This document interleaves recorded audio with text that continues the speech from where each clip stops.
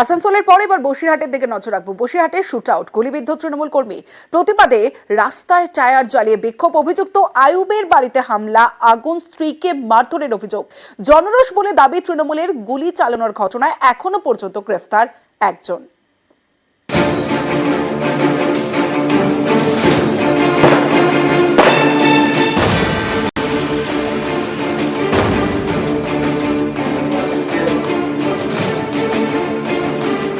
শুক্রবার তখন ভর সন্ধে বসিরহাটের পিফা এলাকায় ব্যস্ত বাজারে শুট আউট।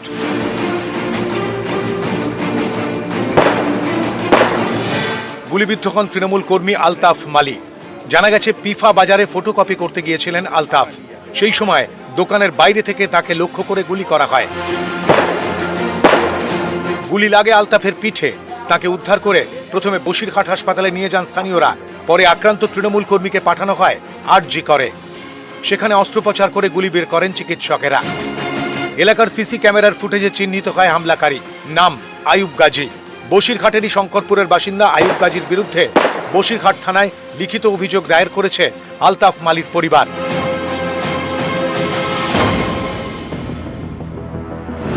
আট বছর আগে সিপিআইএম এর নেতাকে খুনের ঘটনায় গ্রেফতার হয়েছিল আয়ুব গাজী। 5 বছর জেল খাটার পরে জামিনে ছাড়া পায়।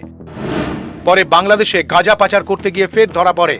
1 বছর আগে জামিনে ছাড়া পায়। ঠিকাদারি ব্যবসা রয়েছে তৃণমূল কর্মী আলতাফ মালির। পুলিশের সন্দেহ ব্যবসায়িক বিবাদের জেরে হামলা হয়ে থাকতে পারে। হামলার পিছনে কোনো রাজনৈতিক কারণ থাকতে পারে বলেও পুলিশের সন্দেহ। জেতার পর বিরোধীরা কোণঠাসা, তারা অশান্তি করার চেষ্টা করছে।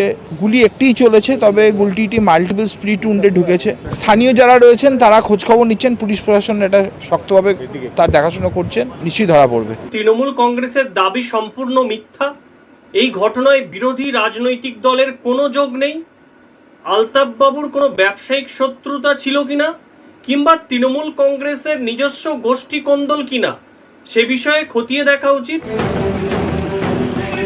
এদিকে এই ঘটনায় উত্তেজনা ছড়ায় এলাকায়। একদিকে দুষ্কৃতীকে ধরার দাবিতে টায়ার জ্বালিয়ে পথ অবরোধ করেন তৃণমূলের কর্মী সমর্থকেরা। অন্যদিকে রাতেই হামলাকারী আয়ুব গাজীর বাড়ি ও দোকান ভাঙচুর করে আগুন লাগিয়ে দেন স্থানীয়রা। আয়ুবের স্ত্রীকেও মারধর করা হয় বলে অভিযোগ। আর শাইনুর, ওরা দুই ভাই, আরো লোকজন সব নিয়ে এসে আমাদের 7 দিন মানে মেরে দোকান বসে সব ভেঙে চুরি খাই সব পেট্রোলে জ্বালাই দিয়েছে। বিশাল মারধর করেছে আমার। তৃণমূল কংগ্রেসের এতে কোনো কর্মী জড়িত নেই। এইরকম একটা ঘটনা আয়ুব গাজী করার পরে এলাকার মানুষ, পিফার বিভিন্ন এলাকার থেকে মানুষজন জড়ো হয়ে সেই জনরোষ তৈরি হয়েছে। সেই জনরোষে সেখানে একটা অগ্নিগর্ভ হয়েছে। নিউজ 18 বাংলা। এবার উত্তরের পরিস্থিতির দিকে নজর রাখতে হবে। সিকিমের দুর্যোগ, নতুন করে ধস নামে মঙ্গনের মংশিলায়। ক্ষতিগ্রস্ত একাধিক বাড়ি। উত্তরবঙ্গে চিন্তা বাড়াচ্ছে বর্ষা। সকাল থেকেই ডুয়ার্সের বিভিন্ন এলাকায় নাগাড়ে বৃষ্টি। জলমগ্ন আলিপুরদুয়ার শহরের একাধিক ওয়ার্ডও।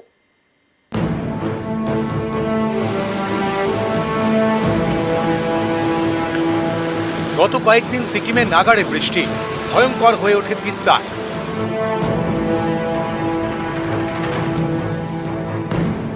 ধস নামে একাধিক এলাকায়। শনিবার নতুন করে ধস। এবার উত্তর সিকিমের মঙ্গনের মংশিলায় ক্ষতিগ্রস্ত হয় একাধিক বাড়ি। সম্প্রতি দক্ষিণ সিকিমের মজুয়া গ্রামে ধস নামে, প্রাণ যায় 3 জনের। ক্ষতিগ্রস্ত হয় বাড়ি। শনিবার সেই মাজুয়া গ্রামে যান সিকিমের মুখ্যমন্ত্রী প্রেম সিং তামাং।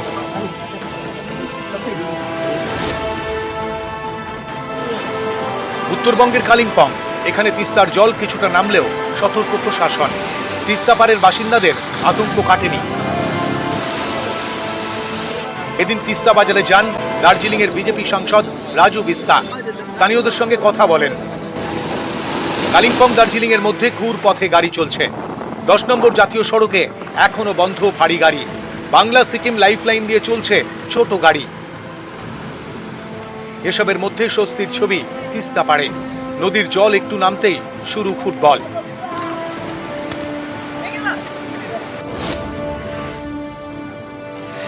এরই মধ্যে উত্তরবঙ্গে চিন্তা বাড়াচ্ছে বর্ষা। জলপাইগুড়ির ধূপগুড়িতে সকাল থেকে শুরু হয় ভারী বৃষ্টি। বৃষ্টি হয় ডুয়ার্সেও। টানা বৃষ্টিতে জল বাড়ছে ডুয়ার্সের বিভিন্ন নদীতে।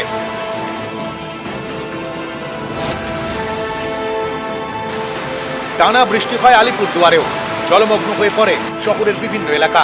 কালজানি, ভীমা, গরম, রায়ডাক নদীর জল বাড়ছে। নিউজ 18 বাংলা। যে ছবি আপনাদের দেখাচ্ছি নামখানার মুড়িগঙ্গা নদী বাঁধে ভাঙন কাটা। নদী বাঁধে একটু একটু করে নামছে ধস। বাঁশ দিয়ে সেই বাঁধ সারানোর কাজ করছে সেচ দফতর। তাতেও আতঙ্ক কাটছে না নদী পাড়ের বাসিন্দাদের। নামখানার নাদা ভাঙা চায় পাকাপোক্ত বাঁধ।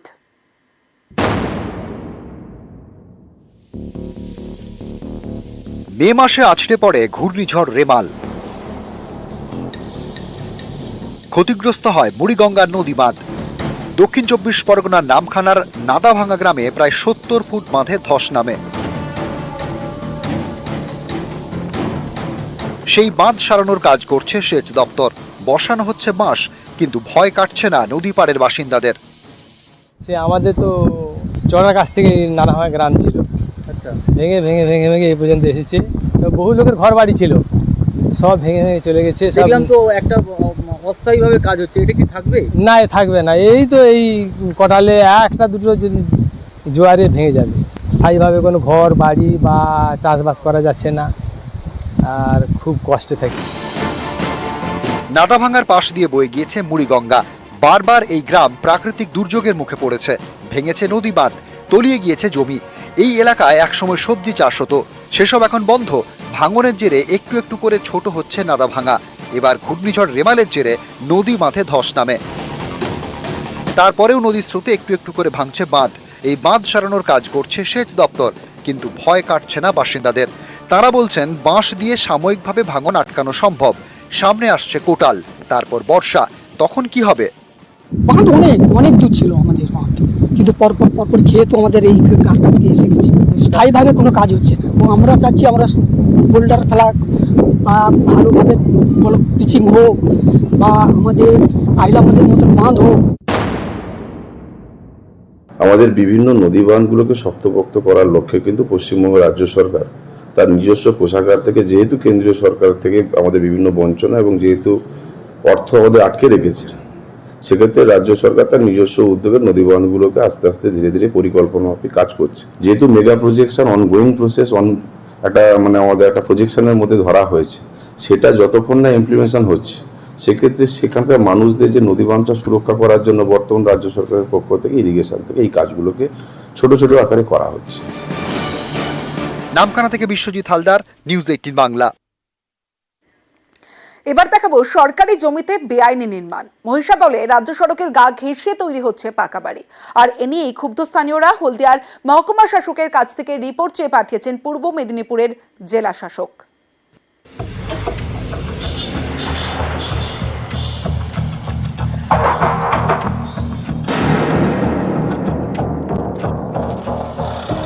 পূর্ব মেদিনীপুরের মহিষাদল, এখান দিয়ে গিয়েছে হলদিয়া মেচেদা রাজ্য সড়ক।